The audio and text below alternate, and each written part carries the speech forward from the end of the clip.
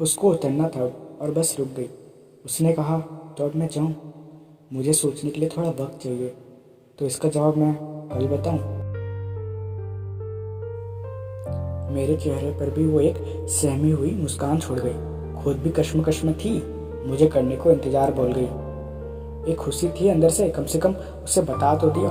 अब परिणाम जो भी मिले उसे दिल का हाल सुना तो दिया। अभी साथ वो बैठी नहीं थी तो खिड़की के बाहर देखने का एक ही ऑप्शन था। बाहर मौसम कैसा भी हो, लेकिन अंदर तो एक केवल हसीन मौसम था। सोच रहा था कैसा झटका लगा होगा उसे अचानक मेरी बात सुन के। गुजारिश थी कि जवाब वो खुद से सोच के दे, बस अपनी बेस्ट फ्रेंड की एडवाइस ना ले। बस थोड़ी देर का सफ़र और घर पहुंचा। काउंटडाउन तो अपना पक्का शुरू हो चुका था। उससे सोचने के लिए काफ़ी वक्त मिल जाएगा। इंतज़ार था मुझे अभी फ्राइडे कब आएगा यार। मम्मी ने भी पूछा, क्या सोच रहा है इतनी देर से? जब से आया तब से बात कर रहा है खुद से। मैंने कहा, नहीं कुछ नहीं, वो जो बैक पेपर दिए थे ना वो आज क्लियर हो गया तो टेंशन गया। हाँ, दिमाग से स्ट्रेस तो ज़रूर गया, बोझ भी हल्का हुआ थोड़ा सा। बस एक सवाल बाकी था, ये सस्पेंस का होना क्या ज़रूरी था? यकीन नहीं मानोगे, मुझे हर जगह बस वही दिख रही थी। उसकी आवाज़ कानों में हर जगह सुनाई दे रही थी। वही सीन आंखों के सामने बार बार रिपीट हो रहा था। उसके चेहरे की तनाव जब उससे मैं दिल की बात कह रहा था।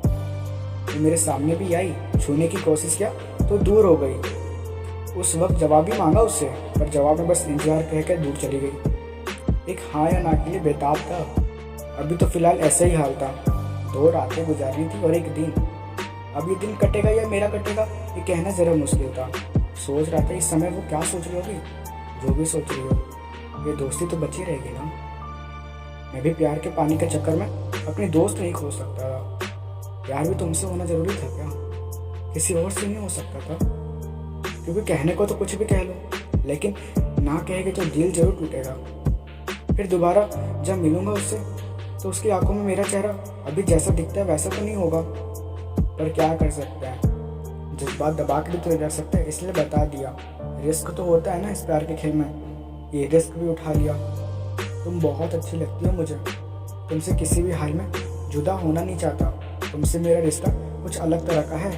अपने 2 पल के ख्वाब के लिए ये रिश्ता खोना नहीं चाहता। धड़कन की रफ्तार भी तब से थम नहीं रही थी। पता नहीं एक अंदर से अलग सी फीलिंग हो रही थी।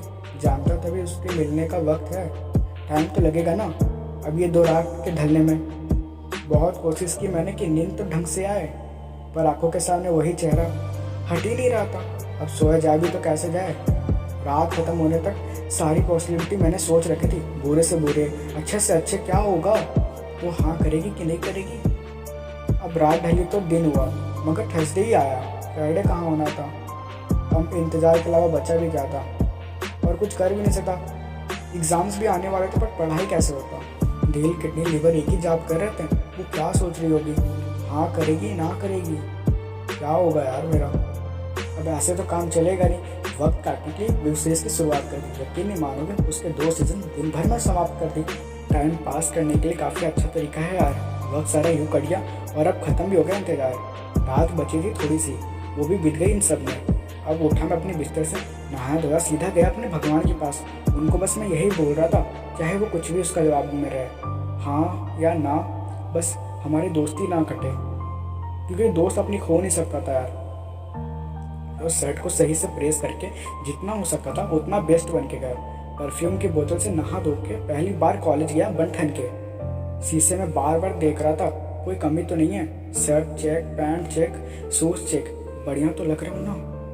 मम्मी ने भी पूछा, कहाँ जा रहा है पार्टी में इतनी सुबह सुबह?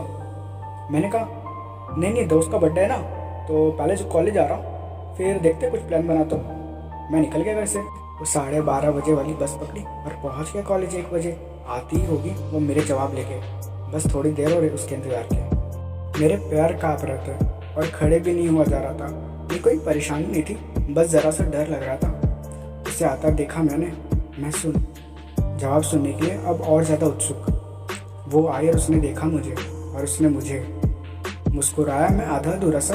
वो भी मुस्कुराई मुझे देख के। बड़ा पॉजिटिव सा फील हुआ उसके स्माइल देखकर। अपने आप ही सब आसान हो गया। निकल गए सारे अगर मगर। उसने कहा, चले बैठे बस में? मैं कहा, घर ही जाना है आज भी? ओ हाँ, घर ही तो जाना होगा। मैं आज भी था खिड़की की तरफ, वो थी मेरी बाई तरफ। बस मैंने कहा उसे कि जब हम लास्ट टाइम मिले थे तो तुमने कहा था कल बताओगी, तो अब हम मिल रहे हैं, तो जवाब तुम अब बताओगी? उसने कहा रिलैक्स, इतने घबराने की क्या ज़रूरत है, मुझे याद है, शुरुआत कैसे करूँ बस उसी की उलझन है। इतने में ही मुझे आवाज़ सुनाई पड़ी, हाय आदित्य, कैसा है?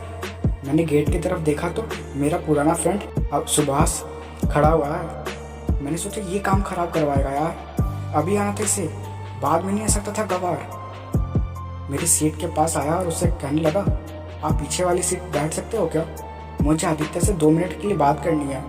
मैंने इशारे पे कहा जा यार, पर बैठ गया सीट पे। और मुझे पता था इसे बात नहीं करना, सिर्फ बकवास पेलना है। कहने लगा, और बता सब बढ़िया? मैंने कहा हाँ बढ़िया, तो उससे पहले सब बढ़िया ही था। बकवास पे बकवास पेले जा रहा था और मैं सिर्फ पीछे देखे जा रहा था। मैं इतना इंतज़ार किया इस पल के लिए, इस दिन के लिए। इसके बाद तो मिल भी नहीं पाऊंगा यार, छुट्टियाँ पड़ जाएगी एग्ज़ाम के लिए। कोई काम की बात वो कर नहीं रहा था और मेरा काम होने नहीं दे रहा था। किस्मत भी मेरी इतनी ख़राब कैसे हो गई? इतने इंतज़ार किया इस पल के लिए। मैंने कहा सुभाष से मुझे उससे कुछ बात करनी है। कहने लगा बंदी है क्या, मुझे इंट्रोड्यूस कराना, मुझे भी लड़कियों से जान पहचान करनी है। मुझे इतना गुस्सा आ रहा था कि कुछ कर दो उस वक्त, बट संभाला खुद को और उसका चेहरा देखा, आवाज़ आई कंट्रोल। दोस्त है अपना सुभाष। सुभाष तो मुझसे भी आगे उतरेगा, लेकिन उसका स्टॉप तो यहाँ आएगा। वो उतरने जा रहे थे और मैं भी सीट से निकला। सुभाष ने कहा स्टॉप तो आगे है ना तेरा, यहीं उतरेगा क्या? मैंने सुभाष को इग्नोर किया और उसके साथ नीचे उतर गया। उसने हंसते हंसते कहा, तुम भी मेरे घर चल रहे हो क्या? मैंने कहा आई एम सॉरी। वो क्या है ना, सुभाष है थोड़ा सा खिसका हुआ। कोई इधर इधर की बात नहीं की, मैं डायरेक्ट टॉपिक पे आया। अब बताओ, बातें बाकी हैं हमारे बीच? हाँ तो हाँ और ना तो ना, फिर भी ठीक। उसने कहा एक प्रॉमिस करो। मैंने बोला हाँ बोलो। सुनो, हम ना ज़्यादा देर तक एक दूसरे का हाथ नहीं पकड़ेंगे, ये वो घटिया सी बेबी बाबू वाली हरकतें नहीं करेंगे। यही वाली बॉन्डिंग आगे भी कंटिन्यू रखना। रिलेशनशिप में भी आने के बाद भी हम फिर भी दोस्त रहेंगे। जैसे अभी मिलने की कोशिश करते हो ना, वैसे ही आगे कोशिश करना। अभी मुझे हंसाने के लिए खुद मजाक बन जाते हो ना, आगे भी मुझसे मेरी खुशी के लिए लड़ना। लोग बदल जाते हैं ना रिलेशनशिप में आने के बाद, ये दोस्ती क्यों ख़त्म हो जाती है प्यार हो जाने के बाद? मैंने बहुत सोचा और अंत में ये फैसला लिया कि मेरे दोस्त का दिल बहुत दुखेगा अगर मैंने ना कर दिया, और मैं ना वैसे भी ना नहीं करना चाहती। मैं अपने इतने अच्छे दोस्त को ऐसे खोना नहीं चाहती।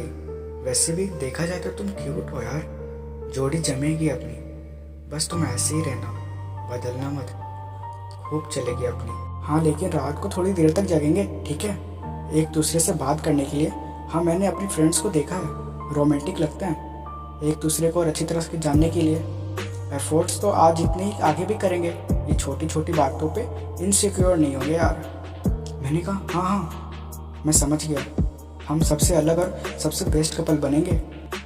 ये नज़ारा मेरी आंखों के सामने था, जो मैं सुन रहा था, सीधे उसके जुबान से सुन रहा था। वो कॉलेज की सबसे खूबसूरत लड़की मेरे साथ आके बैठी थी, मुझसे बात कर रही थी।